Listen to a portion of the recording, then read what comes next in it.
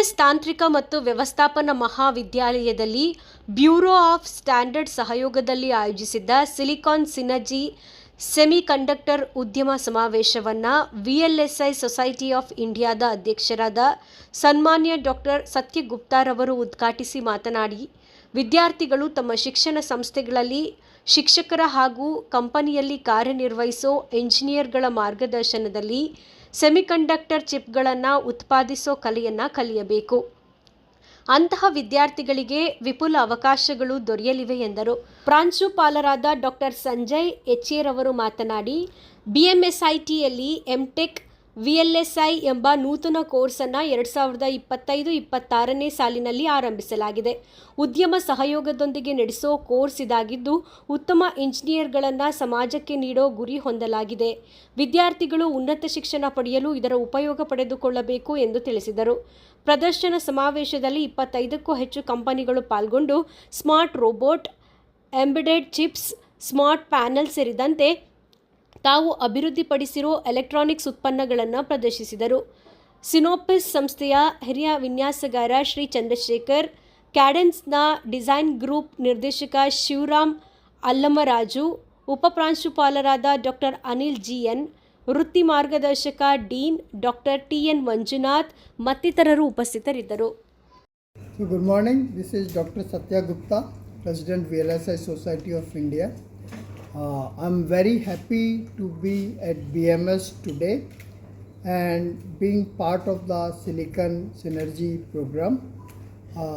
Semiconductors are becoming very important for any country including India, and it will play a pivotal role in making India a developed nation by 2047.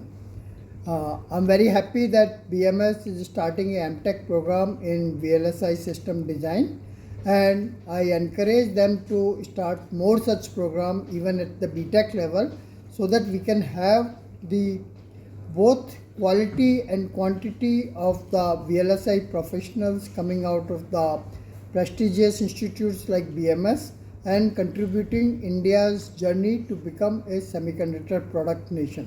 Thank you so much. ನನ್ನ ಹೆಸರು ಪ್ರಭಾಕರ್ ಮಿಶ್ರಾ ಅಂತ. ನಾನು ವಾಗ್ಮಿನ್ research ಲ್ಯಾಬ್ಸ್ಗೆ CEO ಆಗಿದ್ದೀನಿ. ಇಲ್ಲಿ BMSITನಲ್ಲಿ embedded systems ಬಗ್ಗೆ ಒಂದು ಕಾರ್ಯಕ್ರಮ ನಡೀತಾ ಇದೆ. ಹುಡುಗರಿಗೆ ಹೆಂಗೆ ಎಲೆಕ್ಟ್ರಾನಿಕ್ಸ್ ಆ್ಯಂಡ್ ಕಮ್ಯುನಿಕೇಷನ್ ಸಬ್ಜೆಕ್ಟಲ್ಲಿ ಯಾವ ರೀತಿ ಅವ್ರನ್ನ ಟ್ರೈನ್ ಮಾಡಿದ್ರೆ ಅವ್ರಿಗೆ ಒಳ್ಳೆ ಜಾಬ್ ಅಪಾರ್ಚುನಿಟಿ ಸಿಗ್ಬೋದು, ದೇಶಕ್ಕೆ ಟೆಕ್ನಾಲಜಿ ಲೆವೆಲಲ್ಲಿ ಏನು ನಾವು ಇನ್ಪುಟ್ಸ್ ಕೊಡ್ಬೋದು ಅದನ್ನು ನಾವು ಡಿಸ್ಕಸ್ ಮಾಡೋಕ್ಕೆ ಸೇರಿಕೊಂಡಿದ್ದೀವಿ. ಈ BMSIT ಇನ್ಸ್ಟಿಟ್ಯೂಟ್ ಆಫ್ ಟೆಕ್ನಾಲಜಿ ಅವರು ತುಂಬ ಇನಿಷಿಯೇಟಿವ್ಸ್ ತಗೊಂಡು ಹುಡುಗರಿಗೆ ಟ್ರೈನಿಂಗ್ ಆಗಲಿ, ಸ್ಕಿಲ್ಲಿಂಗ್ ಆಗಲಿ, ಪ್ರಾಜೆಕ್ಟ್ಸ್ ಆಗಲಿ, ಇಂಟರ್ನ್ಶಿಪ್ಸ್ ಆಗಲಿ, ಈ ಬೇರೆ ಬೇರೆ ವಿಚಾರದಲ್ಲಿ ತುಂಬ ಇನಿಷಿಯೇಟಿವ್ಸ್ ತಗೊಂಡಿದ್ದಾರೆ.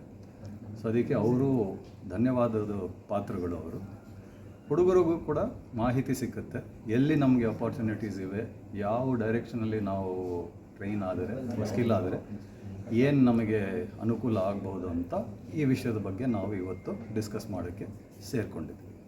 Okay, thank you sir. ಇವತ್ತು ನಾವು BMSIT ಕಾಲೇಜಲ್ಲಿ ಇದ್ದೀವಿ. ಇವತ್ತು ಈವೆಂಟ್ ಸಿಲಿಕಾನ್ ಸಿನರ್ಜಿ ಅಂತ ಈವೆಂಟ್.